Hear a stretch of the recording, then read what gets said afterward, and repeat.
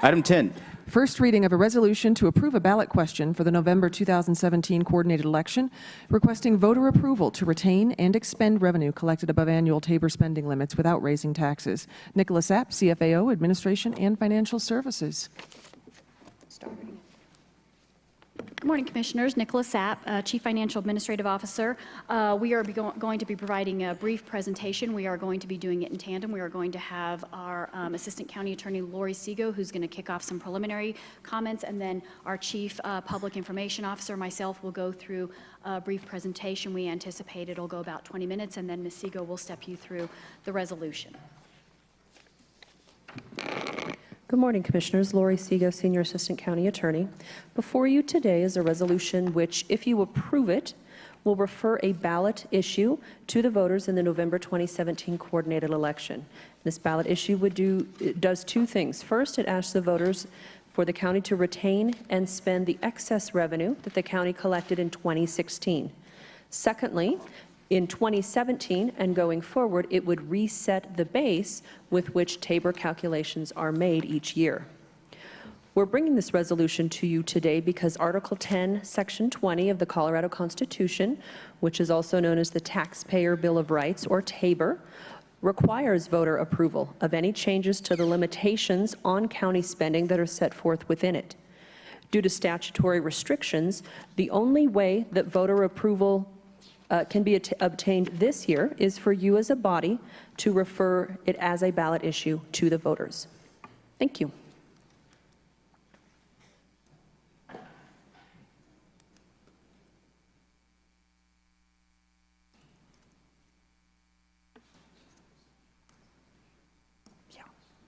Good morning, Commissioners. Dave Rose, Chief Public Information Officer, joined by Nicholas Sapp, and we do have a brief presentation. Commissioners, if I can just go through the presentation overview. We will keep this pretty brief, but to put it all into perspective, and for those that don't necessarily track financial dynamics and budgeting with the county on a daily basis, like some of us who so happily do, this just will help provide explanation of where we're at, how we got here, and what we need to do moving forward. So Mr. Rose will go through some brief slides to remembering the Great Recession. I will speak to what we are now referring to as the Great Recovery.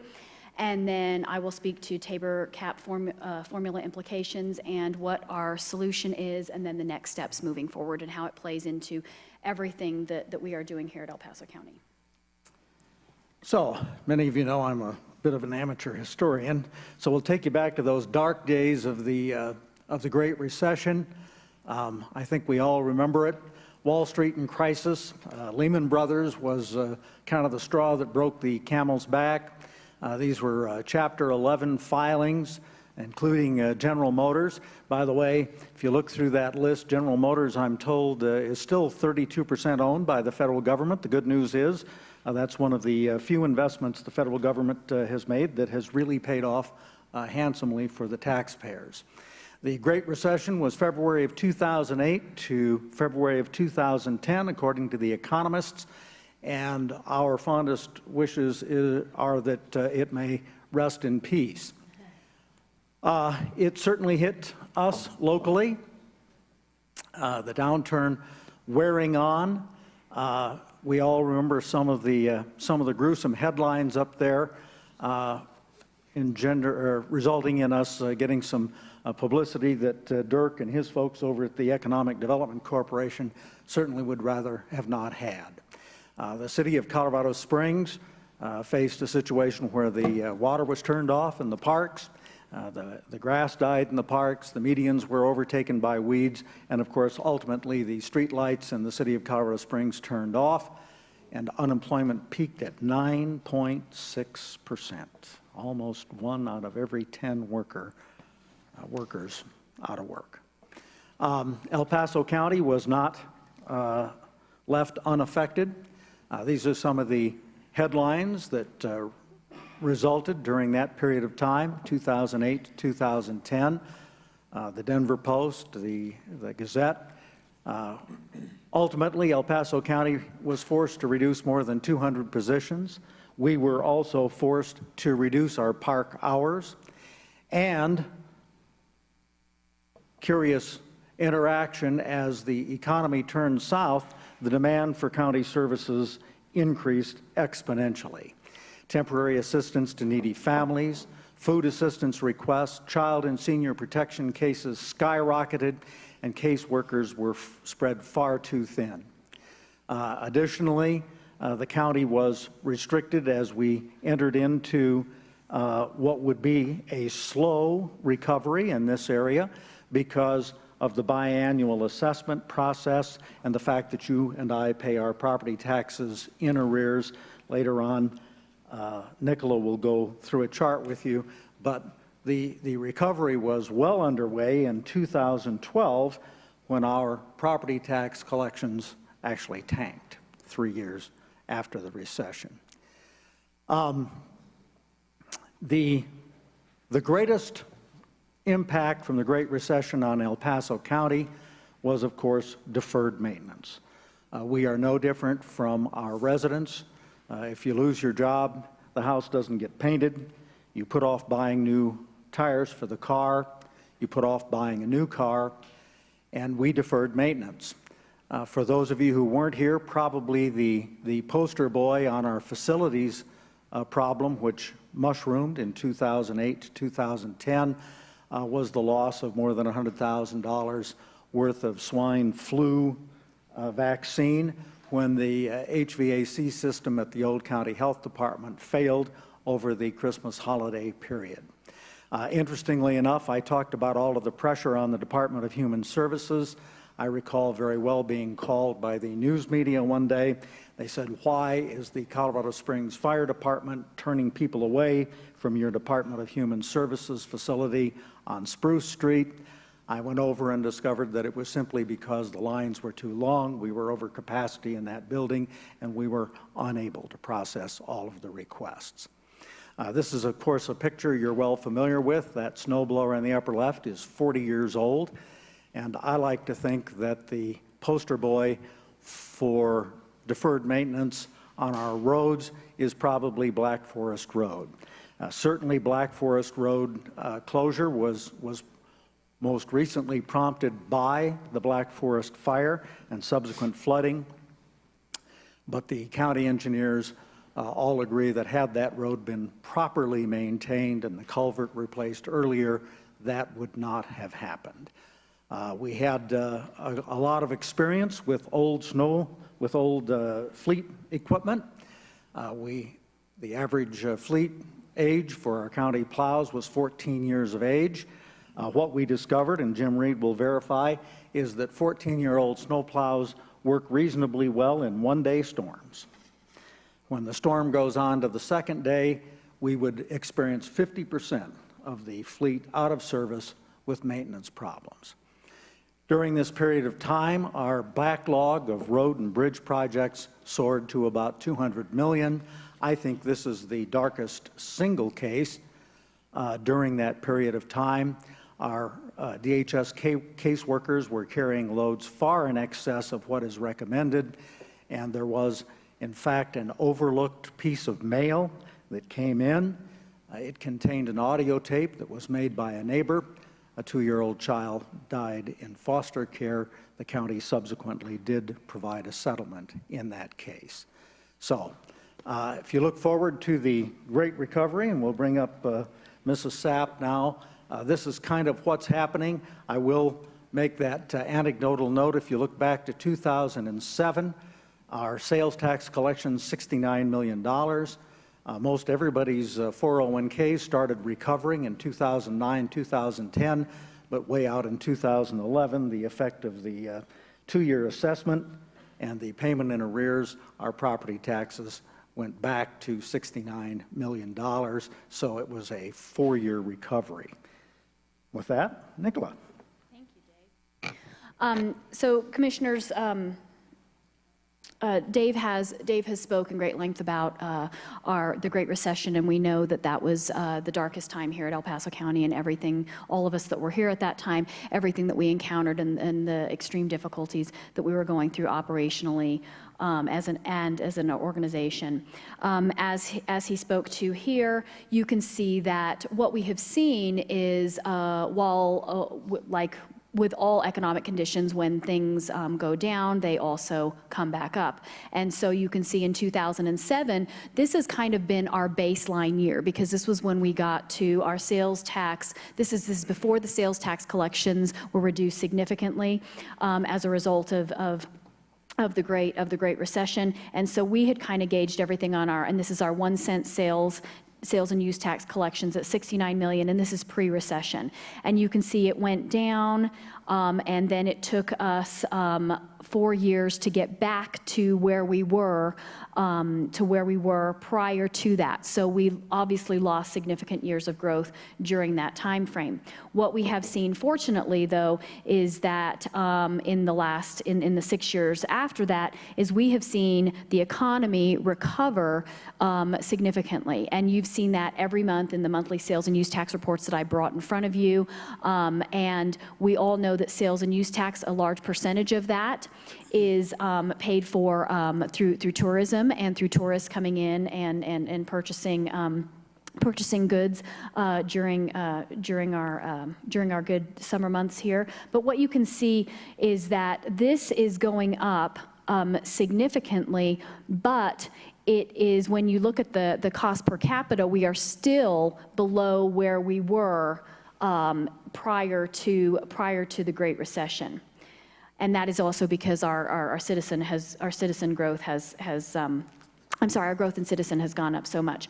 So what Mr. Rose alluded to here was the property tax. When we had the sales and use tax dip in 2009, we were also under the impression at that time and of the understanding that we also were seeing the market conditions in real estate go down significantly during that time as well. But because of the 2-year lag in the assessment through the biannual assessment process, we knew that we were not going to realize those reductions in property tax revenue until 2012. So as we were trying to come out through the sales tax, we took a significant hit on our property tax as well. So for us, we didn't really start to see a full recovery until we start to hit in these latter years.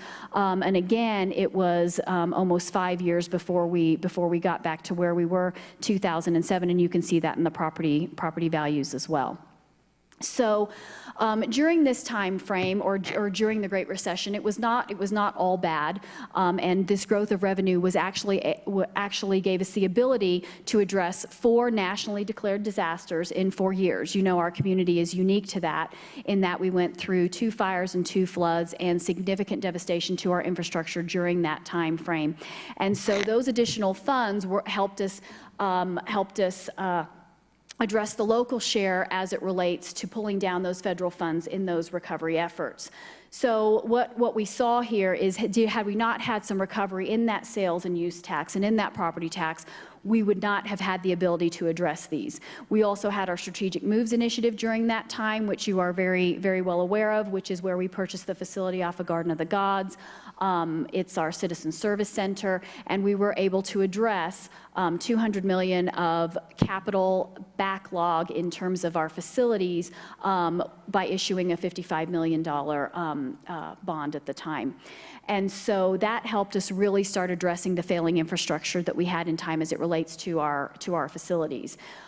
We also were able to take to the voters, and they approved the dedicated public safety tax. During that time frame, the largest deficit ongoing from a budgetary perspective was in excess of $15 million. We have years of presentations that speak to that, of ongoing needs that the sheriff's office had that we were unable to address during that time frame. And the dedicated public safety tax was able to bring us back up into a level playing field with that. We were also able to start addressing critical operational and capital backlogs. So if I can be very clear and bring this into perspective, from a financial perspective, we went through the most dire of times, and we are slowly starting to creep out of that. And if you look at our financial roadmap, as you have seen, it does illustrate that the county is finally heading in the right direction. We've had some blips on the radar, those disasters, other critical issues that we've had to address because they were neglected for so long, just due to the fact that we did not have funding to address them. And so finally, we are heading in the right direction of after over a decade of financial challenges. And when you look at our 2017 financial roadmap, we are actually able to address all the critical operational, personnel, and capital critical needs within the county, with the exception of an ongoing revenue stream to address the maintenance of our roads and that $200 million backlog that you saw. However, now we have Tabor, and so the implications of this, and I'm really liking to use, I really want to use the wallet example, and here is why, is because Tabor is very complex. We know the calculations are very complex. The amendment in itself is very complex. So this really is a good explanation that we believe all citizens can understand. And this speaks to the ratchet effects of Tabor, and this is very much a perfect example of what we are seeing here at El Paso County. And obviously at a very different level as it relates to our budget, but the example is nonetheless still the same.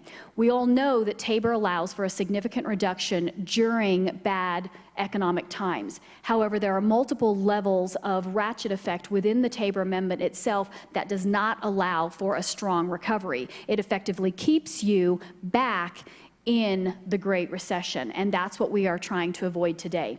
So to give this example, let's say in year one, you are employed and you earn $50,000, and this blue line is your expenses. You are paying your bills, you are able to look after your family, and you're able to put a little bit of money into savings each year.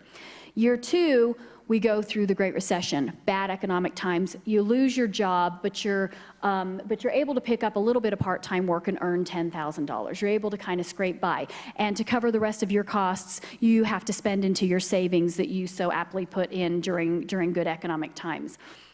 But then in year three, the economy recovers, you get your job back, or you get another job, and great, all is well, you're back to earning $50,000 again. However, if Tabor were applied to your personal pocketbook, what would occur, and this is an actual calculation, is of that $50,000, you would only be able to keep $11,500 in year three. So, of course, your expenses are still here, and these are basic expenses, feeding your family, paying rent or mortgage, but this red line would be all of your income that you would have to give back. And so you would stay, as you see, in a constant recessive state. And that's where we are at in El Paso County right now as it relates to our financial condition and what we are seeing with our Tabor cap implications. So we truly, commissioners, are at a crossroads. Our current situation is, again, I said our financial roadmap shows that we're finally slowly getting back to where we need to be. However,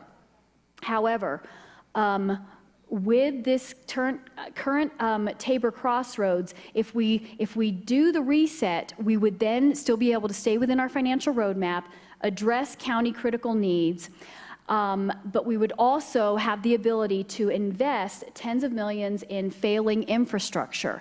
And this is the ongoing funding that we spoke to address that $200 million that we did not yet have addressed and identified for the maintenance of roads and other critical needs or unfunded mandates that we will experience in future years. And so if we were to do this Tabor reset, we would still be able to function without requesting a tax increase to the voters, without increasing taxes, just simply keeping what we are already collecting through the Great Recovery, simply keeping what we already have here. If we do not reset Tabor, not only will we not be able to address the county critical needs and not be able to invest in failing infrastructure, but we are looking at two polar opposites as it relates to financial conditions, where we will then start experiencing budget cuts of tens of millions of dollars. So one way we're going to have tens of millions to address public infrastructure that we know is already a $200 million backlog. The flip side of that is not only will we not be able to address any of that, but we would then have to cut into our current existing budgets, of which we know are not fully recovered based on what we experienced during the Great Recession. And this, of course, would be devastating to El Paso County as an organization. And the reason why the impacts are so significant is once that base is reduced, you are looking at anywhere from 15 to 20 million on an annual basis of excess Tabor revenue that we will be collecting into our community that we will not be able to reinvest and retain back and reinvest back into our community. Instead, we will have to cut budgets. So this chart, commissioners, it's a very busy chart, but if I can spend a little bit of time, I think it's a very good example of what we're looking at right now. And there's a lot of details and a lot of this is what has occurred in each of the years. But really, if you go back to our most significant qualifying Tabor event, you can see that back in 2000, we had to refund $8.8 million in Tabor excess. And we've spoke to this is because the state changed the way they reimbursed road projects. It used to be that the county reimbursed the states for their 20%, but the state changed that. And so they, in fact, reimbursed the county for 80% of the project, even though it was a state project.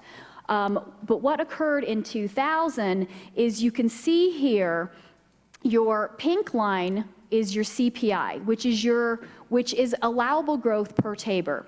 Your blue line is new construction. It's a secondary allowable growth per Tabor. And you can see this green line is where we were at before the 8.8 million. This is your original Tabor base. And this is just a really great starting point for when things really started to go awry for us. But when we reduced it, we reduced our Tabor base by that 8.8 million in perpetuity. And that's what you see here. That was reduced ongoing. And if you're trying to correlate these bars, because the question can be asked, okay, but if you're allowed to grow this, how come you're really only down here? And that is because of the other multiple ratchet effects within Tabor. The mill levy, the mill levy freeze, and the property tax revenue freeze and all of those things that we actually experienced through Tabor. But what we are really trying to illustrate through this chart is what we are looking at and proposing today is we know we're all going to, in perpetuity, continue to have this 8.8 million, but we are at another crossroads where this gap can, in fact, be significantly greater if we don't reset the base. And that 8.8 million, you would have the 14.5 million added to that, and that the sum of those two would be what you would have going forward. This is relevant, commissioners, because what we are asking as a result of this ballot is not even to be where we would have been on the green line, but to just get somewhere to where we are at a reasonable operational level. So the orange line represents the financial impacts of what the ballot effect would do. So what it does is it does not further reduce and ratchet that revenue base on an ongoing basis. And so that is very relevant to you all because obviously we do not want to see, as this deficit grows, this effectively results in budget cuts, which is reductions in services to our county citizens at a time where our community is growing significantly. So that is really what this is showing here, is that the ballot doesn't even get us up here, or let's forget about getting back up here. That's just not going to happen. But what it does is it evens the playing field. And so we would still be subject to the Tabor restrictions, but again, we would be evening the playing field. This chart and the next chart is a very good illustration of how Tabor is very inconsistent with our actual revenue as far as the growth parameters. We show, again, CPI and new construction, and you can see that the Tabor capped revenue obviously stays right in line with it because it's the exact same thing that we're showing you here. But when you apply our actual revenue, there is absolutely no, and this is our actual collections in the county, there is absolutely no correlation to what our revenue is doing as to what the CPI and new construction is doing. And so this is what we are held to, but this is what's really occurring with our revenue streams. And so here you can see this is the 8.8 million, and here is where we are at with the 14.5 million.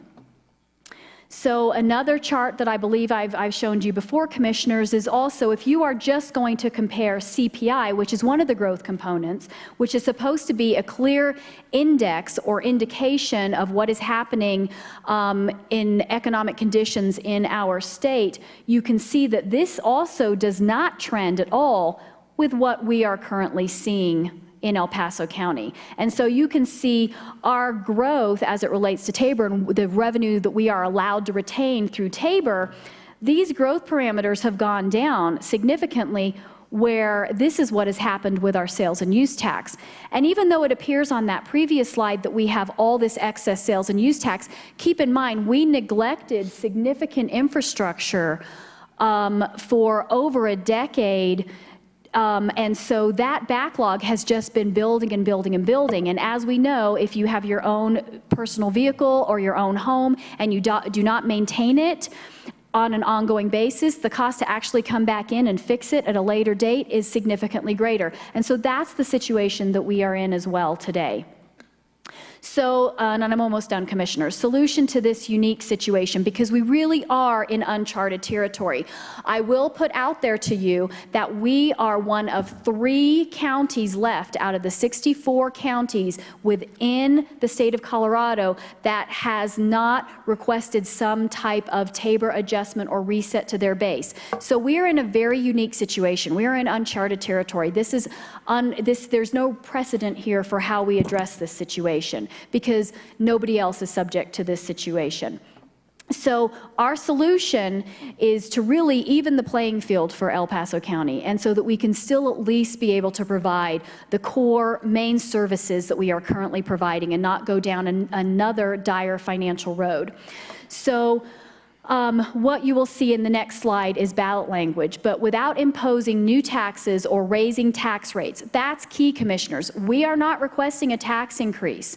We are just requesting to retain what we already have receded in. And as we have heard many discussions, you had a very robust presentation last week that identified $200 million in capital road safety projects, impactful road safety projects and capital projects that need to be addressed, with $20 million being dire at this point. You can see that what we are requesting is to retain $14.5 million. This is one time. This is the one-time excess to retain the $14.5 million, and you'll see in the resolution that to keep a minimum of $6 million to go toward the I-25 gap local share for what we understand to be our greatest infrastructure need right now. And then the remaining $6 million would go to other roadway safety projects. $1 million would be to go towards our local match of the remaining disaster recovery projects. We already outlined that we have been approved for $4 million in projects, with $3 million of that coming from the federal government. This is just our match. So if we do not make this match, we will lose the $3 million of matching funds. And then the last item is $1.5 million in parks, trails, and open space. We also understand that this will leverage anywhere from $3 to $4 million of parks projects once we access restricted funds that, again, we can match, and grants that we can match to address these projects. These are all one time. Resetting the revenue base to 2017 actual makes sense because this addresses the problem ongoing, now moving forward. This is not detabering. We would still, on an annual basis, be subject to the Tabor calculation, to the growth restrictions within the Tabor revenue. However, it does allow us, again, to get back on an even playing field and to no longer stay within the Great Recession, because if we don't do this, our organization and our revenue levels will remain absolutely at the Great Recession rate. And so here is the language.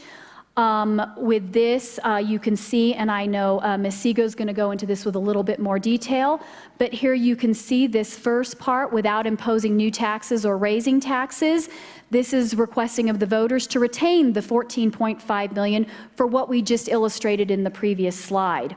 and for the I-25 corridor gap to be the primary project. And this is in compliance with Tabor. We are allowed to request this. So this first part right here is a one-time request. And that also, to further clarify with the citizens, that they understand that if they do not vote to retain, for the county to be able to retain these funds, that the excess revenue would then be refunded only to taxable real property owners. And to give an example, because the formula would be different for everybody based on the value of your home, as an example, it would be one time $40 based on a single family home valued at $250,000. And then this last piece, which is somewhat confusing language, but it is legally how we are required to draft it. It is to retain and spend the 2017 fiscal year revenue. This is retaining the revenue base, again, to even the playing field, but still subjects us moving forward to annual restrictions. It's a one-time adjustment to even the playing field so that then we may continue on forward and still remain within the Tabor cap. So this is what we're looking at today. We will go back to this. But next steps for you, commissioners, so as you understand, on September 1st, obviously this is our first public hearing. I'm sorry, September 5th. On September 5th will be our second public hearing on this ballot question. You will also be asked at that time to take a vote to put this ballot question on the ballot, and that is through representative government, to allow the citizens to make the determination as to whether they choose to retain this or not. And then 2018, your budget process, make no mistake, we have been working the budget process since May internally. I spoke to that last week, and there will be two budgets that we will be preparing until we adopt the final original adopted budget. And that is because, as we do when we have a ballot that is this significant and has this significant financial impacts on the county, we prepare option A with if the ballot were to pass and that revenue base were to be reset, and option B were to be if it weren't and we were in a constant Tabor excess situation. And then at that point, we would start discussing we would go almost immediately and directly into budget cut reductions and what services we would cut. And so on September 21st, we will bring in front of you the preliminary balanced budgets, option A, option B. Obviously, we would prefer option A. In October, we would then have our general original adopted budget hearings. We will not have budget cut discussions at that time unless we absolutely have to have them after November 7th. On Election Day, we will know what is occurring with our revenue base, and then November 16th, we will adopt a 2018 budget so that we are in compliance with our timelines. If this does not pass and we go into significant revenue reductions, shortly after that, at the first of the year, we will start going into budget cut reductions. So that is where we're at today. I think we've already spoke too long. Whoops, sorry. And so I know we have lots of public here today that would like to speak to this, so I will kick it back up to the dais. I think our county attorney wants to step into. Can I have the overhead, please? Commissioners, Ms. Sapp has already covered some of the ballot question, but I wanted to just briefly highlight for you some of the elements of the resolution that are in front of you today. The first is to discuss, as you can see here, there's a highlighted figure on the first page of your resolution, and that is the amount of excess revenue that the county collected in 2016. You will notice that it is a different figure from the amount that we are asking to keep. And I just wanted to explain that the difference there is the estimated cost of the county's prorated share of the election in order to actually put this measure on the ballot.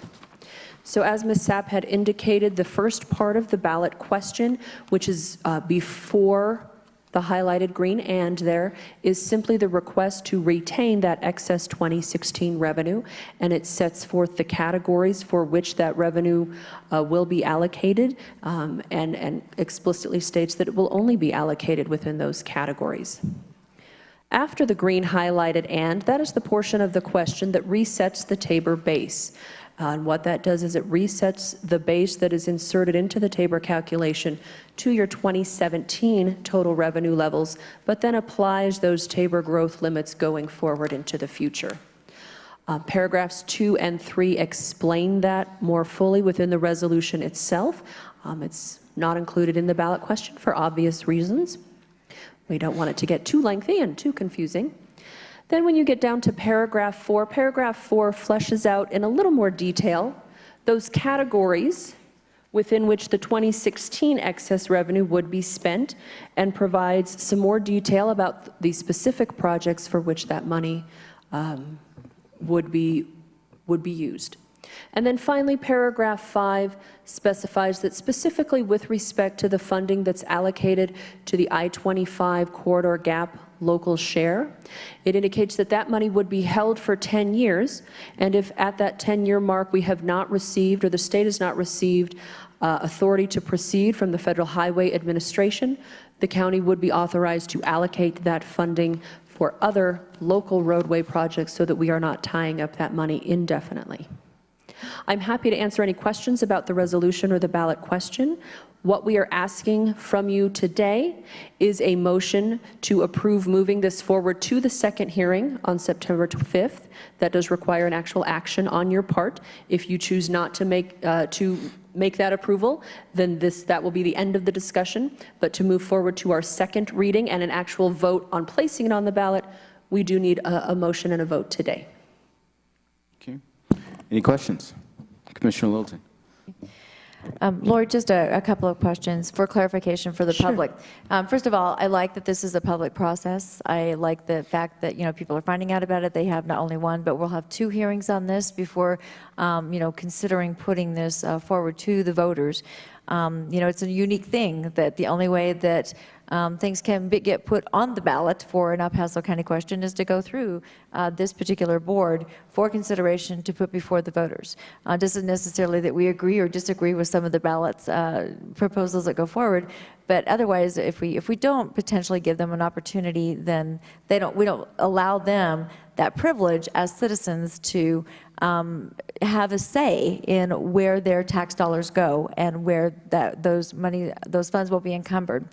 Secondly, if you could just say, give us a little bit historically, how many times have we had the Tabor excess, and maybe you or Nicola can talk to that, and how many times have we gone to the voters in the past to ask them to fund specific projects, and what were the outcomes of those particular elections? My memory only goes back so far, Commissioner. The only one that I can recall is, I believe it was 2012. We had gosh, and please correct me if I'm wrong, because I don't want to misspeak. We had about a $1 or $2 million overage, and we did present a question to the voters to use that money specifically for parks purposes, and we outlaid that in the question, and that was approved by the voters, and provided some very successful funding and opportunities to draw matching money in order to really maximize those dollars for our parks. Okay, great. But prior to that, I don't know. And Commissioners, there were 2 other prior to that, and the $8.8 million was, of course, a significant one that I referred to earlier. We can always bring up the presentation. I think it might actually be outlined in the history.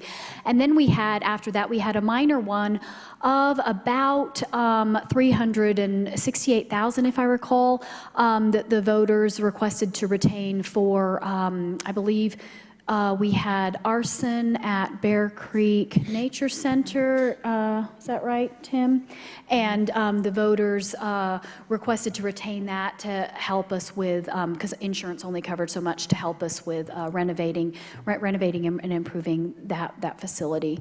We have gone through, as you know, extensive Tabor analysis and assessments throughout the year, and you've seen presentations on those. I know Commissioners Littleton and Glenn have seen them. where we have worked with external auditors, where we have worked with expertise, Tabor Council, to help us determine, because we are one of the few that are still within Tabor, and as we continue to receive unique sources of revenue, that we're constantly assessing whether that is subject to Tabor or not, because obviously, if we are in a Tabor excess and we receive notification that we received a $2 million grant, we know we're just going to have to give it back out of general fund dollars, it doesn't make sense to receipt that in. And so we are constantly going through that assessment analysis, as you know. And we did that analysis as recently as just a few years ago, the last one that we did. Okay.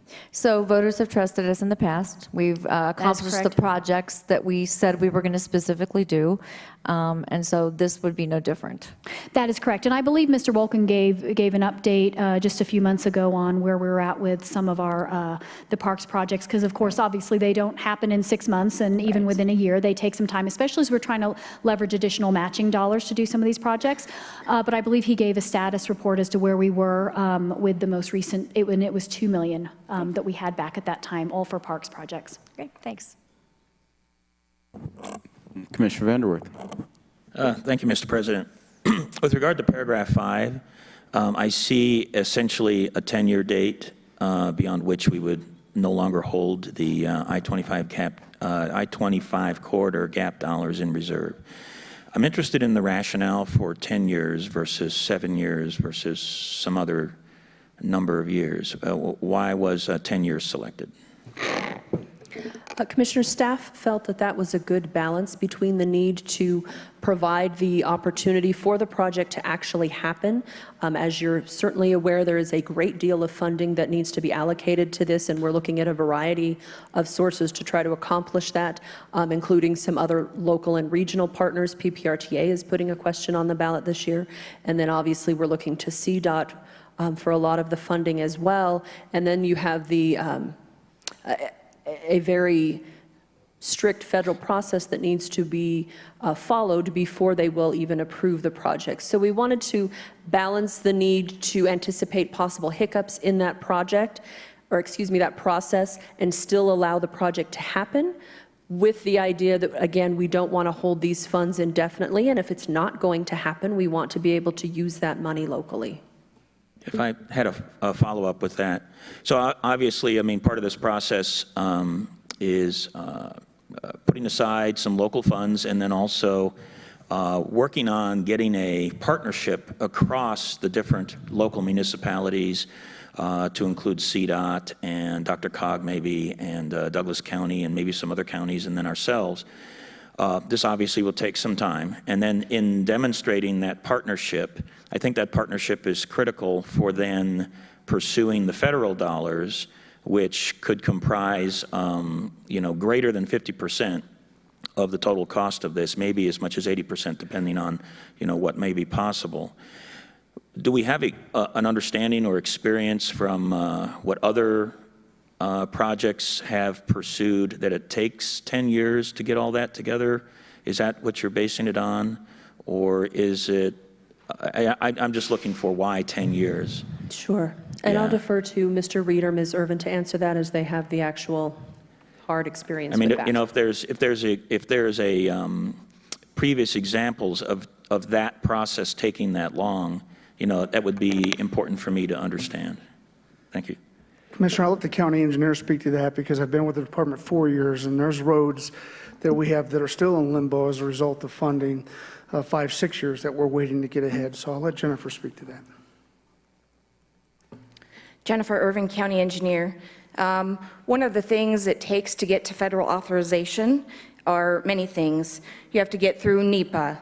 You have to, especially since part of this roadway, the gap is in the non-attainment area, you're going to have to get approval for air quality, not only through DRCOG, but it will also need to get through PPACG. You have to show conformity with the statewide transportation improvement plan. The feds have to authorize the RFP, and you have to get through right-of-way, utility, and all those clearances. So it could take up to 10 years. I know that CDOT has made the commitment to get this accelerated as quickly as possible. So I'll give you an example. When we started our Woodman Road project, which is not even close to the scope of this project, but it was a $30 million project. Just the powers to US 24 section. We started our environmental assessment in 2000, and the final project did not get underway until the capacity project until 2009. So these projects can really take up to 10 years. In fact, Woodman started the planning stages in 1976. While I don't think this process will take 10 years, we have to understand that there are things that can hold it up that are beyond CDOT's control. So for example, if there is a concern in regards to a legal requirement, CDOT can get into a legal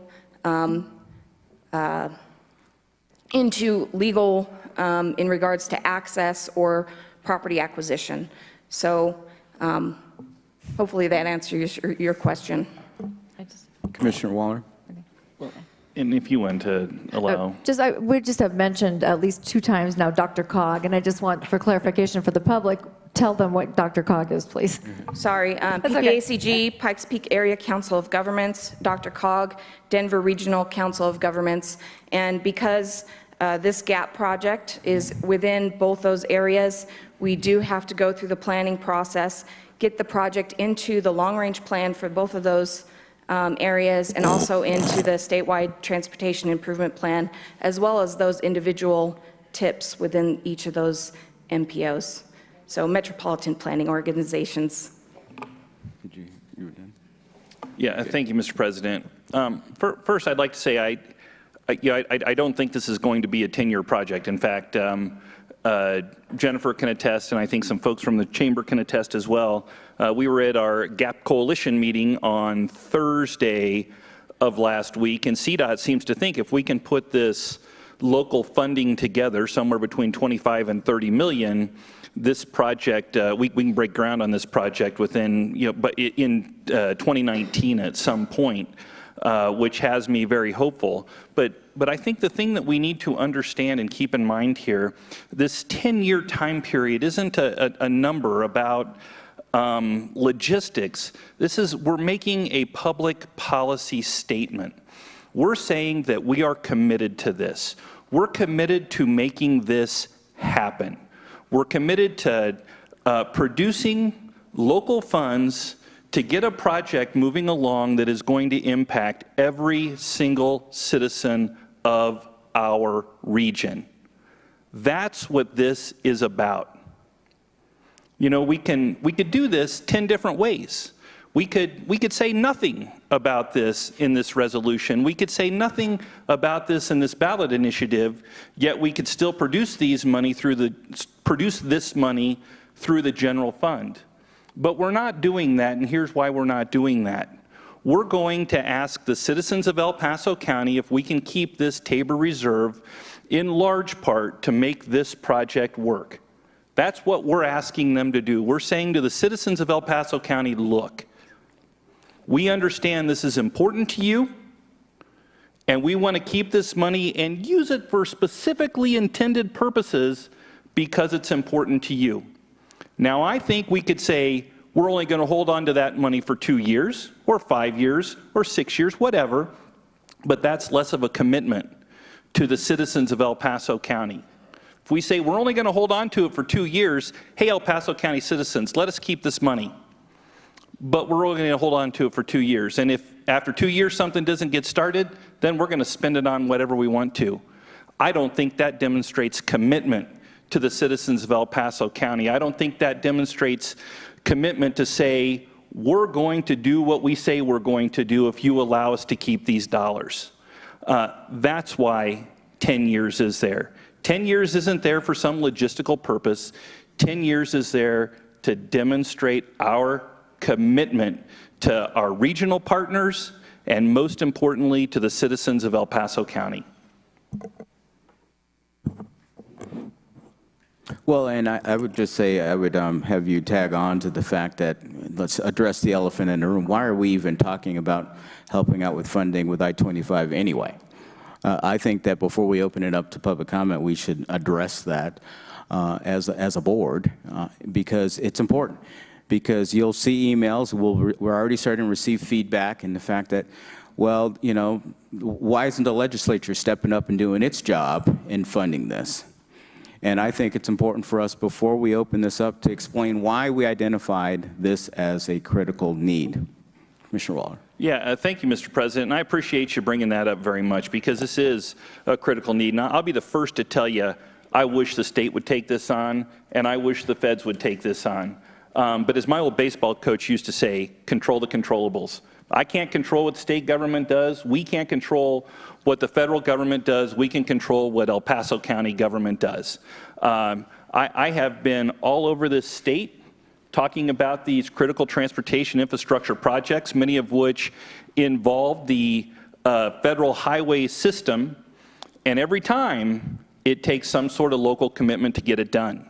Every single time. I wish that wasn't the case. That would be my ultimate dream, is to know that we don't have to come to the table with some sort of local match in order to make this happen. But again, I can tell you, it's the only way it's going to happen. We had this discussion, and again, Jennifer can attest to this, and folks from the chamber can attest to this as well. We had this discussion at our GAP Coalition meeting with CDOT just the other day. And they said, look, if you want your project on the list, you want your project to get bumped up to the top of the list, you have to show commitment. And this is their number, not mine. Their number was, you know, realistically in this project, probably about $30 million in local commitment. I'm absolutely convinced we can get there, and I'm absolutely convinced if we build the right broad coalitions together, our project is going to get moved to the top of the list, and it's going to get done sooner rather than later.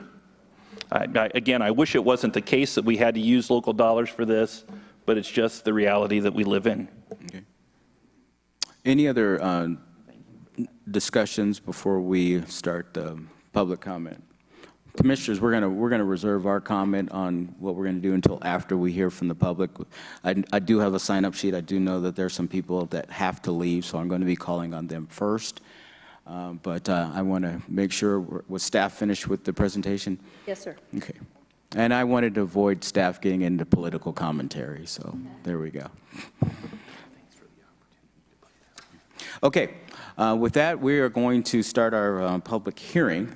Right now, I have a couple lists in front of me. Kathleen Burke, if you're here, please come on down. I feel like a game show. Come on down. And Jennifer Peterson, you're on deck.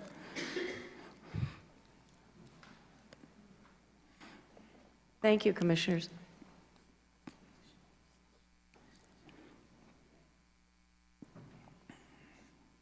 I've asked Allison Duvall to come down with me.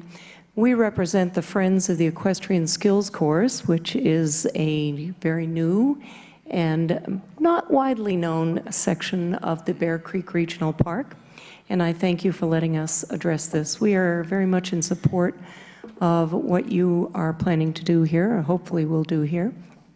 We started as a public volunteer friends group to develop this area that was not used, the Bear Creek Regional Park. It is about 15 acres between 8th Street and the Norris Penrose Equestrian Center. It had kind of fallen into disuse, has a jogging path through it, but had collected a lot of trash, a lot of undesirable folks were living down in there, and joggers going through there were a bit intimidated. We developed this friends group, went in and cleaned up the whole area, and are constructing basically a skills course that is open to all equestrians to come in as a safe place to train their horses and interact with the public. It has been funded through private donation, a couple grants, and a lot of cooperation and labor from the Parks Department with us. We have done a lot of work, it's all volunteer, and built two of the most complicated skills obstacles so far for horses. The parks and the pond area and the steps area have been completed. We had a grand opening in June, which attracted a lot of riders from across the Front Range, and also was featured for the Equestrian Nation on RFD television. The highlight of this thing is we can be proud in Colorado Springs. This is the first open, free equestrian skills course in the nation that we know of. A lot of horse trainers do this, but this is the first one that's open to the public. And just like the notoriety that our dog park has attracted, because it's one of the top 10 in the dog parks of the nation, we are leading the way. And this is not just for the equestrians. This is for the public, and to teach public interaction with horses, bicycles, families, and you should see the joy on some of the kids when they come around the corner and there's horses working there and they go, "Horsey!" And we can ride up and let them pat and get them acquainted. So it is a general public thing, and we are teaching interaction. We have a very strong need, and where we will come into what you are considering, for a public parking area. Right now, our access is through Norris Penrose, and they've been very gracious to allow us to park down there and access the park. But what we will desperately need is our own parking area, just as the dog park has now, accessed off 8th Street.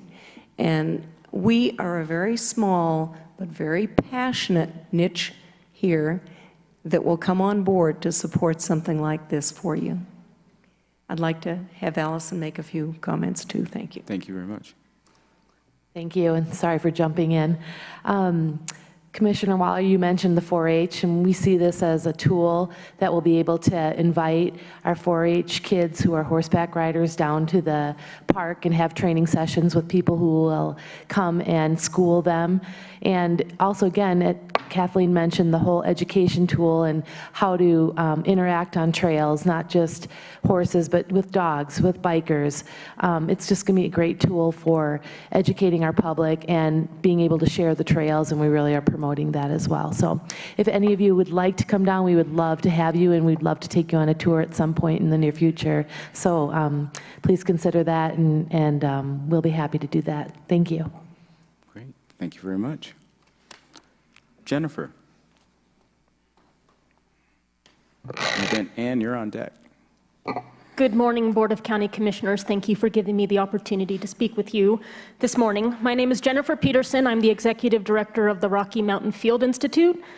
Our organization works with thousands of community volunteers every single year to complete hands-on trail and restoration projects that help to conserve and protect our region's treasured and iconic public natural landscapes.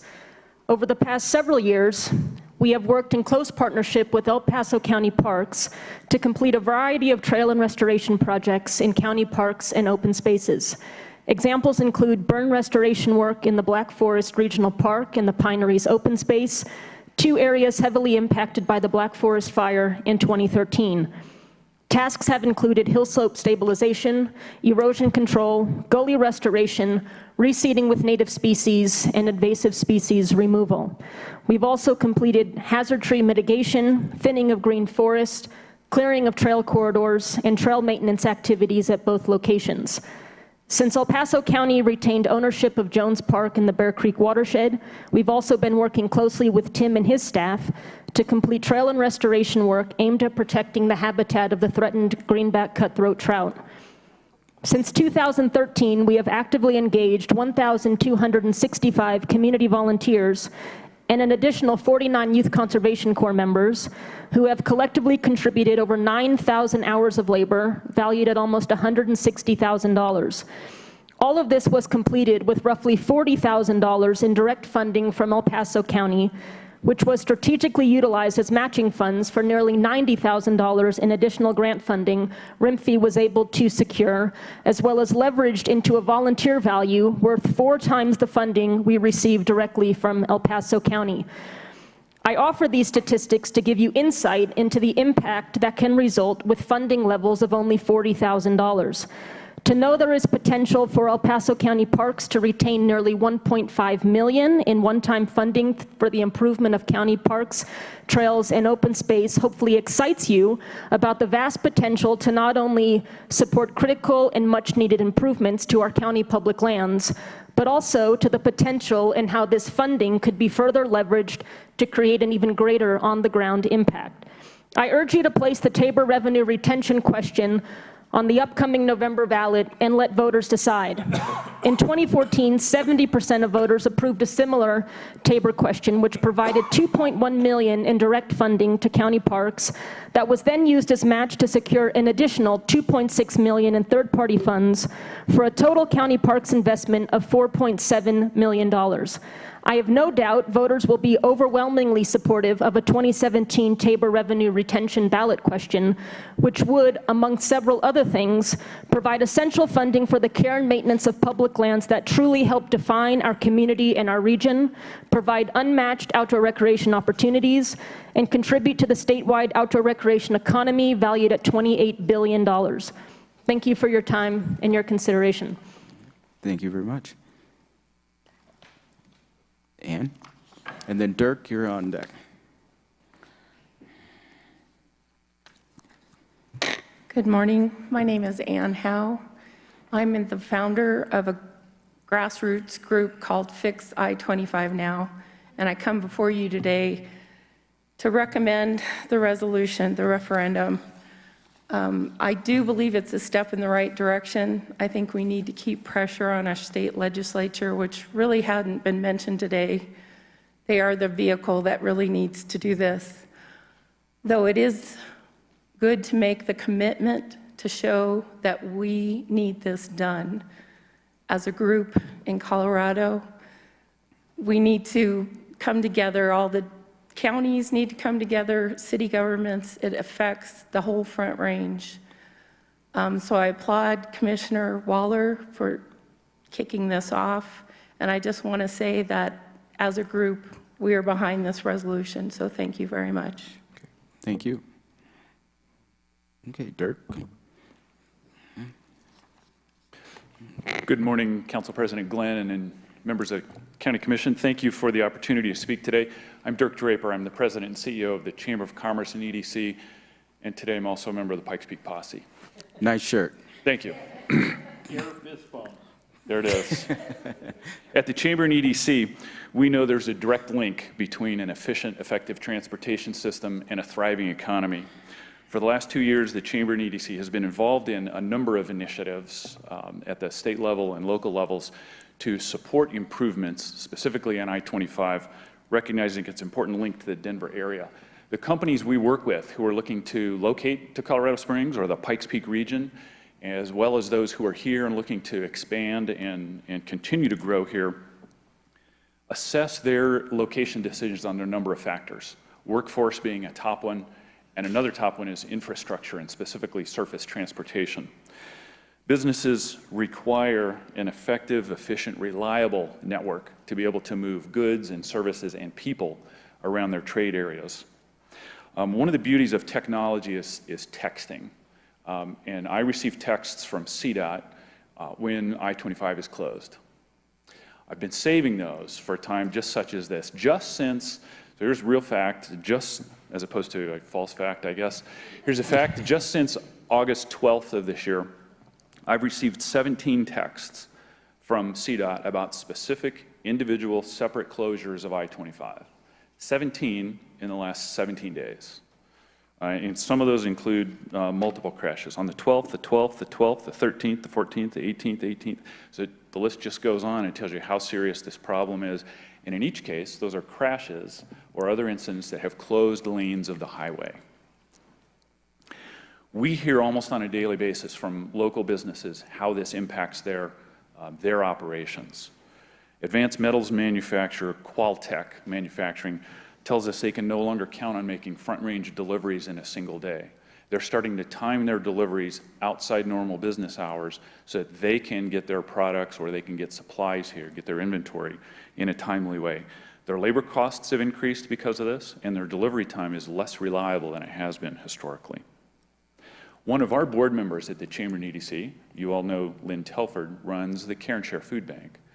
She tells us that when their trucks are stuck in traffic, which does happen, they cover half the counties in the state, I think, in their service area, people literally go hungry. The general manager of Cheyenne Mountain Resort has told me personally that when guests are traveling south on I-25 and they hit traffic congestion because of lane closures or accidents, they turn around and go north and they stay in the Denver area. they lose business specifically because of I-25 congestion or safety or reliability. The Chamber and EDC will continue to advocate with state legislators, with our regional partners, both in this area and in northern Colorado. We've been working in cooperation with them to address I-25 across the full Front Range, and with CDOT and their consulting engineers and our regional partners to address this challenge. When the project is built, and like you, Commissioner Waller, I'm confident it will be built, it's going to take a regional effort to get this done, and it will take local funding. You are correct, and your question was fair, President Glenn, about that. The days of the 80-20 match, when federal highways put in 80% and the state DOT put in 20%, are gone. We can look at the last major projects that have been done in our region. Up north, T-Rex, I think the largest transportation infrastructure in state's history, included local match. Locally, Cosmix and the Cimarron Interchange both included millions of dollars of local match for different components. And we know that that's just a fact of today's funding environment. So I applaud the board for entertaining this measure and for considering asking the voters to retain this. Commissioner Waller, in particular, I appreciate your leadership in this area. You haven't taken a shoe off yet and pounded the table, but I trust that would happen if it needed to. We're getting close. Yeah. We'll be with the governor later on today, so maybe perhaps then. It may come to that. I'm encouraged by your commitment to help find solutions to this. It's a gnarly problem. We know that these are expensive problems to address, and we appreciate your willingness to consider this. So on behalf of the Chamber and EDC, I encourage your support of this measure to allow voters to make a decision about this, to retain excess Tabor funds and apply them to transportation, parks, and emergency disaster recovery projects, and specifically encourage you to maximize the amount that you commit to the I-25 gap. Thanks for the opportunity to comment. I think Commissioner Littleton has a question for you. Thanks. Dirk, I'm going to give you the opportunity to clarify some of the texts that you've been receiving for CDOT closures. I'm going to assume that you received the same ones that I do, and they are all the ones that you logged that are actually within the gap corridor. That is correct. They're all between, that is correct. We're not talking Denver, we're not This is talking not I-70, we're statewide. talking gap corridor. Well, to be clear, just one aspect, the northern end of the project area does extend to, I believe, County Line Road. It extends up into the South Denver area, but those texts are just within the project area. That's correct. Okay, I just wanted to clarify that. And I think it's important, you know, even though we only have like a little over a mile that actually is within El Paso County, everything else falls within Douglas County. I really think it's important for El Paso County to show that we could be leaders in this, because we have to lead by example to be willing to consider putting forth funding to address our portion of the need, and then to draw others with us. I agree, and I think it's a strong statement that the county and the region is willing to take that role, even though we do have a minor portion of the project in our area. And that dividing line, which divides not only the metropolitan planning organizations, the Council of Governments, also divides regions of CDOT. So one starts at the county line. Well, the county line divides two regions, and so having two CDOT regions further complicates the collaboration that's required to get this project built. Thank you. Great. Thank you very much.